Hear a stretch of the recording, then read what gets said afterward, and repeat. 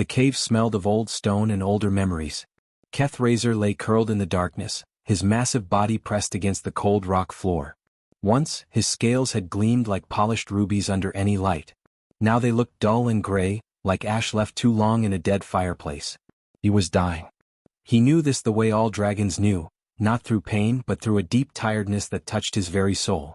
12,000 years. That was how long he had lived. 12,000 years of watching stars be born and civilizations crumble. He had fought in the Great War of Sectors, when pirates nearly destroyed the dragon homeworld. He had seen the first human ships stumble into this part of space, clumsy and loud but somehow charming. He had taught young dragons who were now dust and memory. Keth Razor closed his eyes and thought about his mate, Sarah Lynn, who had taken her final sleep 3 centuries ago. He thought about his childhood friend Morthax, gone even longer. Dragons did not die from age, their bodies could live forever. But their spirits grew tired. So very tired. Outside the cave, thunder rumbled across Draco's prime. The storm was coming. Good. Let the rain wash over the mountain. Let it mark the end of his story. He prepared his mind for the final sleep. Dragons did not simply close their eyes and stop. They chose to let go, releasing their hold on life like opening a fist that had held tight too long. Keth Razor began the ancient meditation, feeling his heartbeat slow, his breath grow shallow. Then he heard it. Footsteps. Small ones. Light and quick, splashing through puddles outside his cave. Keth Razor's eyes snapped open. His nostrils flared. The scent was unmistakable, human. A young one. Very young. He should frighten it away. Dragons valued their privacy, especially during the final sleep. He summoned what little fire remained in his belly, ready to send a warning burst of flame toward the entrance. But the footsteps stopped just inside the cave mouth. Keth Razor heard breathing, fast, frightened, exhausted. Through the dim light he saw a small figure. A human boy, no more than 8 or 9 years old. The child was soaking wet, shivering, clutching his thin arms around his chest. The boy had not seen him yet. The cave was too dark and Keth Razor's gray scales blended with the stone. The child stumbled forward, seeking shelter from the storm. He found a dry spot near the wall and collapsed, his teeth chattering. The boy curled into a ball, trying to preserve warmth. Keth Razor should have roared. Should have frightened the intruder away. Instead he watched. The human child looked so small. So fragile. Yet he had climbed this mountain alone during a storm. Either very brave or very desperate. Minutes passed. The boy's shivering grew worse. Keth Razor knew the signs: hypothermia. The child would not survive the night at this rate. With a low rumble that was almost a sigh, Keth Razor shifted his massive body. The movement caused pebbles to scatter across the cave floor. The boy's head jerked up, his eyes wide with sudden fear. They stared at each other across the darkness. Boy and dragon. Human and ancient beast. The child should have run screaming. Instead, after a long moment, he stood on shaking legs and took one step forward. Then another. "Please," the boy whispered, his voice barely audible over the storm. "I'm so cold." Something stirred in Keth Razor's chest. Not fire. Something else. Something he thought had died centuries ago. The boy took another step closer, then another, until his small hand reached out and touched Keth Razor's scales. The touch was warm. Alive. Real. And in that moment, as a human child's hand rested against his ancient hide, Keth Razor felt something impossible. He felt a reason to stay. The boy's hand remained on Keth Razor's scales, trembling from cold and fear. The dragon could have pulled away, could have ended this strange moment with a single movement. But he did not. Instead, Keth Razor did something he had not done in years. He opened his mind. Dragons possessed an ancient gift, the ability to touch thoughts, to share memories without words. Keth Razor reached out gently, carefully, like one might approach a scared animal. The boy's mind was an open book, full of pain and loneliness and desperate hope. Images flooded through the connection. A colony ship called the New Dawn, filled with families seeking a new home among the stars. Then fire and screaming as the ship broke apart in the atmosphere. The boy tumbling through smoke and chaos, clutching an emergency pod. The crash landing that killed his parents but somehow left him alive. Marcus. The boy's name was Marcus. For 3 weeks, Marcus had survived alone on this strange planet. He had eaten berries that made him sick. He had hidden from creatures he did not understand. He had cried himself to sleep every night, calling for a mother who would never answer. Yet he had not given up. This small, fragile human child had kept walking, kept trying, kept hoping that someone would find him. Keth Razor felt something crack inside his weary heart. The dragon shifted his massive wing, creating a warm shelter over the shivering boy. Heat radiated from his body, not the fierce fire of battle, but the gentle warmth of a dying ember coaxed back to life. Marcus gasped as warmth surrounded him. His eyes, wide and brown and impossibly young, looked up at the dragon's face.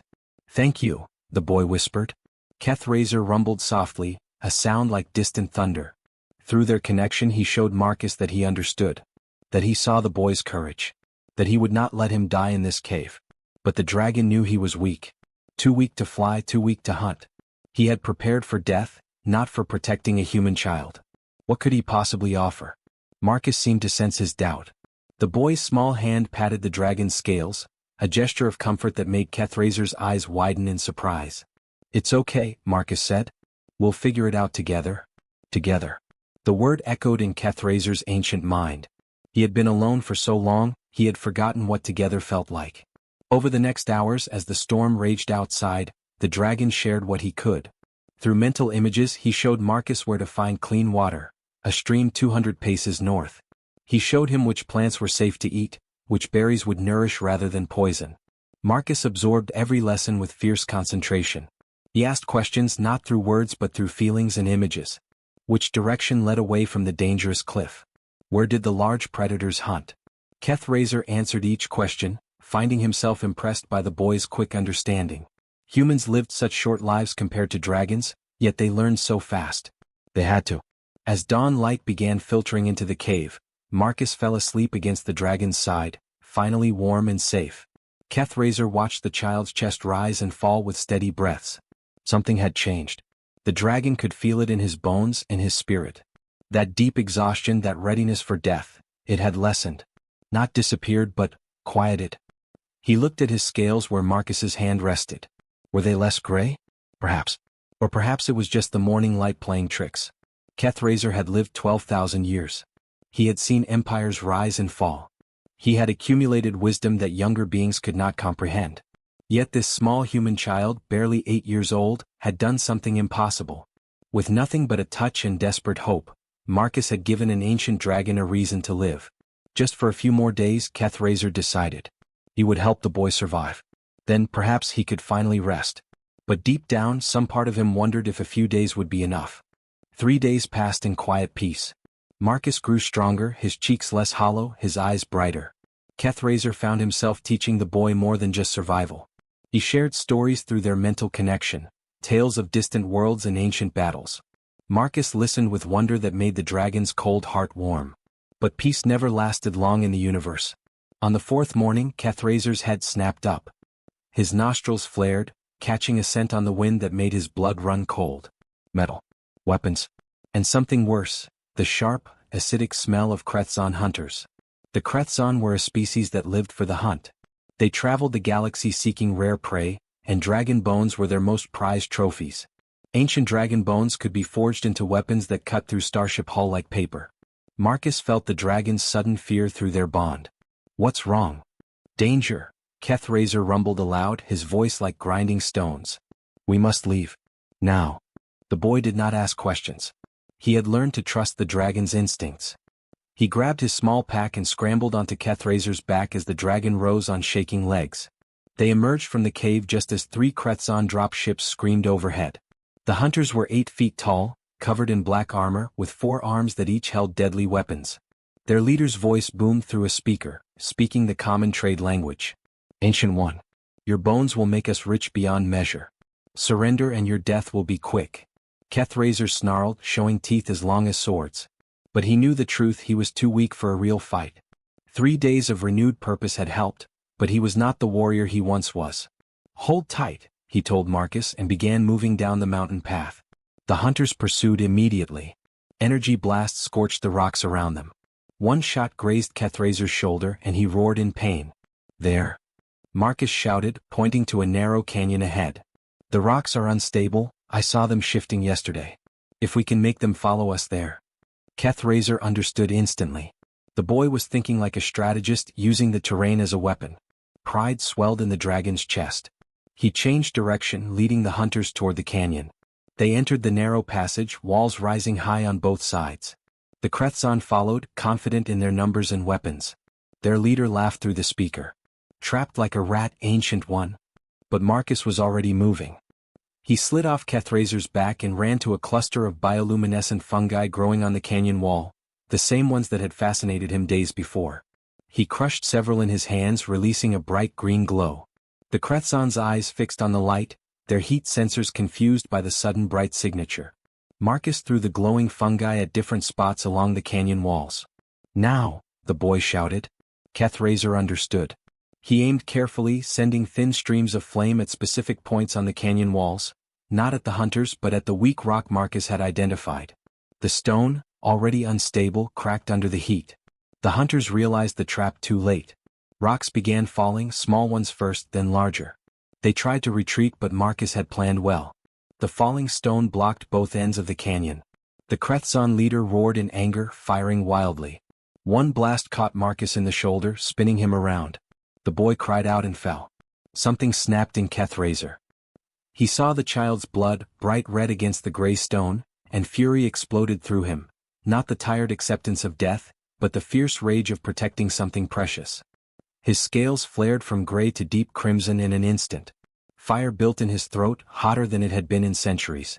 He roared and the sound shook the entire canyon. The Krethzon leader's confident smile disappeared. Kethrazer was no longer a dying old dragon. He was a warrior again. And someone had hurt his human. Fire erupted from Kethrazer's throat like a sun unleashed. The flames roared through the canyon with such force that the Krethzon hunters stumbled backward, their armor glowing red from the heat. The dragon's scales blazed brilliant crimson, each one catching the light like a living ruby. Marcus lay on the ground, clutching his wounded shoulder. Blood seeped between his fingers, but his eyes were wide with awe. He had never seen Kethrazer like this, powerful, terrifying, magnificent. The Krethzon leader recovered first. He barked orders in his harsh language, and his hunters spread out, trying to surround the dragon. Their weapons hummed with deadly energy, designed specifically to pierce dragon hide. But Kethrazer was no longer the weak, dying creature they had tracked. He moved with speed that shocked even himself, his tail whipping around to smash two hunters into the canyon wall. They crumpled like broken toys. The leader fired a plasma bolt directly at Kethrazer's chest. The dragon twisted, taking the hit on his shoulder instead of his heart. Pain seared through him, but he did not slow. He lunged forward, jaws closing around the leader's weapon and crushing it to sparking metal. Impossible, the Krethzon leader hissed. You were dying. Our scanners showed. Your scanners were correct, Kethrazer growled. I was dying. Until I found a reason to live. Two more hunters attacked from the sides. One managed to drive a blade between the dragon's scales, drawing blood. Kethrazer roared and spun, his wings smashing the attacker across the canyon. But the wound slowed him. He was strong again, yes, but not invincible. Not anymore. Marcus watched the battle through a haze of pain. He saw Kethrazer fighting with everything he had, but there were too many hunters. 5 more had entered the canyon from above, rappelling down on cables. They were going to overwhelm him with numbers. The boy's mind raced. He could not fight, he was just a child with a wounded shoulder. But he could think. He could help. His eyes fell on the hunter's drop ship hovering above the canyon. Its engines glowed with power, keeping it stable in the air. Marcus remembered something his father had taught him about ships. They used magnetic stabilizers in narrow spaces to avoid hitting walls. Kethrazer. Marcus shouted through their mental link, sending an image rather than words. The dragon saw the boy's plan instantly. Kethrazer gathered his strength and unleashed another massive burst of flame, not at the hunters but straight up at the canyon walls near the hovering ship. The intense heat caused the rock to superheat rapidly. The ship's magnetic stabilizers went haywire, detecting the sudden change in the mineral composition of the stone. The ship lurched sideways, its engines screaming. The pilot tried to compensate but overcorrected. The ship's wing clipped the canyon wall, sending it into a spin. The hunters on cables screamed as they were swung wildly through the air. Kethrazer used the distraction. He charged the remaining hunters on the ground, his massive claws tearing through their armor like it was paper. The Krethzon leader tried to run but the dragon's tail caught him, slamming him into the ground hard enough to crack stone. Leave this world, Kethrazer said, his voice deadly calm. And tell your kind that dragons are not trophies to be harvested. We are fire and fury and we protect what is ours. The broken hunters scrambled toward their damaged ship, dragging their unconscious leader. They did not look back. When silence finally returned to the canyon, Kethrazer's strength left him in a rush. He collapsed beside Marcus, his breathing heavy, smoke curling from his nostrils. The boy crawled closer with his good arm and pressed his hand against the dragon's scales, just as he had that first night in the cave. "We won," Marcus whispered. "We did," Kethrazer agreed. "Together." The dragon's scales still glowed crimson, but now there were streaks of silver where Marcus's hand rested, permanent marks of their bond. 2 days passed before the rescue ships arrived. Kethrazer tended to Marcus's wound with surprising gentleness, using healing herbs he found nearby and keeping the boy warm with his body heat. The blade had cut deep, but Marcus was young and strong. He would heal. The dragon too was healing. Not just his battle wounds but something deeper. Every time he looked at the sleeping boy curled against his side, he felt that spark of purpose grow stronger. He no longer thought about dying. Instead he wondered about living. On the third morning, Marcus's emergency beacon, damaged in the original crash but repaired during the battle, finally connected with a passing ship. The New Dawn's sister colony vessel, the Star Hope, picked up the signal. Within hours, 3 human ships descended from the sky, their engines roaring. Kethrazer tensed, protective instincts flaring, but Marcus sent calming thoughts through their bond. "They're here to help," the boy said softly. "It's okay." A rescue team emerged from the lead ship, dressed in orange uniforms with medical symbols. They stopped dead when they saw the massive dragon, their weapons half raised in shock. "Don't shoot," Marcus called out, struggling to his feet. "He saved me. He's my friend." The team leader, a woman with gray hair and kind eyes, lowered her weapon slowly. She approached carefully, her scanner reading the dragon's biosignature. "By the stars," she whispered. "The readings show you're over 12,000 years old. Dragons like you are legends. We thought you were all gone." Kethrazer lifted his great head. "I thought I was gone too. I came to this mountain to die." "What changed?" the woman asked. The dragon's gaze shifted to Marcus. "A human boy reminded me what it meant to live." The rescue team worked quickly, treating Marcus's wound with advanced medical technology. They wanted to take him to their ship immediately, but the boy refused to leave until they agreed to let Kethrazer come too. "He stays with me," Marcus said firmly, his small hand resting on the dragon's scales. "We're family now." The team leader smiled. "Then he comes with us. If he wants to." All eyes turned to Kethrazer.